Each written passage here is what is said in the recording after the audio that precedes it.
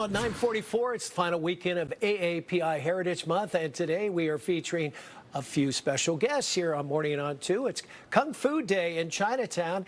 Coming up in 1 week from today, it will be a cultural learning experience where people can learn about the cultural significance and the impact of Kung Fu and the Chinese martial arts. Ali Rasmus outside our newsroom with the Kung Fu master himself out in our parking lot and some of the event organizers to talk more about this. Ali, take it away.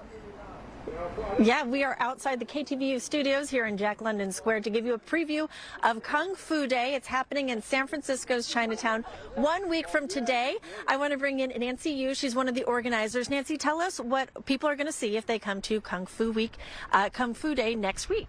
Oh, thank you. On Kung Fu Day, you're going to see 17 different performers group, including the real Kung Fu masters, and they're going to perform real Kung Fu. And this is what they're going to demonstrate in a minute. So the purpose of this event is to honor Kung Fu grandmasters and masters who has contributed to our community, and also to provide a platform for young generations to further their interest in Chinese culture, the Kung Fu culture. And to learn about the art itself. Can we see some of the demonstrations of what kind of things people can come see when they come to this next week?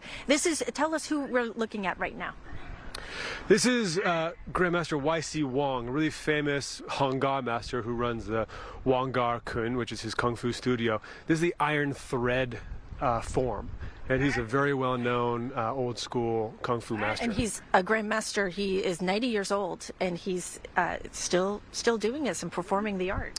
He is, and you know, the grandmaster term, that shows that he's had generations of students below him. He's taught masters. He has taught students who have become masters and started their own school. So he has had just waves of influence, legacy, and just people that he's influenced through his Kung Fu. And now Kung Fu is more than just fighting in forms. It's about health. It's about focus and discipline. It's about learning from your teacher, and it's about being in the community. Can we see some of the other demonstrations as well of what people will see when they come to this event? And we want to introduce you as well. Justin Hoover, you're with the Chinese Historical Society. You guys are helping to organize this event. What's the goal in terms of teaching people and exposing people to this art form in the culture? Exactly. So right now you're seeing Megan and Tony, who also work at Y.C. Wong's school. They're some of the lead teachers there and the masters. And you can see they're using the guando, which is the famous sword, the large blade, and the spear in a two-person form. And this form, okay, so we're not going to war. And that's a real spear. Those are real spears. Yeah, these are, they're not wearing sparring gear. They're not wearing any protective equipment. And so what you learn here is focus, precision, teammate communication, intention. There's a lot of focus in these forms that you learn. So it's not just for learning to fight. No one goes to war with a spear. No one fights with spears. What you learn is precision. You learn body dynamics. You learn how to participate. You learn to have a positive attitude. So next up, very good. Next up, we have Bucky, which is Buxiu Lum style. And there's different styles and forms of Kung Fu from different regions. Exactly. Yeah, so different regions, and even within the region, you have different styles. So you'll have, representing 17 groups at our Kung Fu Day, you'll have Choi Lei Foot, Baxi Lum, you have Hong Gar, you have Choi Lei Foot, you have Tai Ji Chuan, you have a whole bunch of different styles. They all have their different attributes. And Justin, you practice this art form as well. What has it taught you? What are some of the most important things you've learned from it?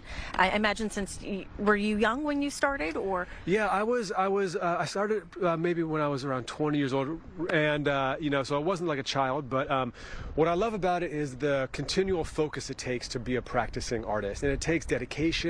It takes humility, great humility, and it's a community effort, really. So you're learning from your teachers, you're helping each other learn. There's sportsmanship to it, but it's also giving back to the community. So it's helping young kids who maybe might find trouble on the street find a place where they can be part of a community. Exactly. Exactly. And we give back a lot, so we have lion dance groups, and we have other ceremony groups that go out and they perform for weddings and shop openings and in the streets for festivals. And so, in my 15 to 20 years of study, I've learned, one, the art form is just beautiful and fun. It's great for health, but it's taught me a lot about humility and how to be patient, and that's been one of the best things about it. Justin Hoover with the Chinese Historical Society will close out here. We'll let people know that the Kung Fu Day is happening on June 3rd, so Saturday, and you can come and watch in San Francisco's Chinatown. We'll end with one more performance for some of the artists here as well. So in the meantime, we'll show some of this, and Frank will send it back to you. All right, Allie, I do play-by-play, but I think I'm going to let this kind of play its way out. It's fascinating and beautiful at the same time.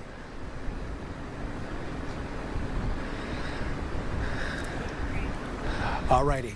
Thank you, Allie. Thank you, folks. Kung Fu Day, as mentioned, 1 week from today in San Francisco's Chinatown neighborhood. Opening ceremony begins at 11 a.m. It is free, and it's certainly a family-friendly event open to the public. So if you're in Chinatown next weekend, highly recommend it, right on Grand Avenue.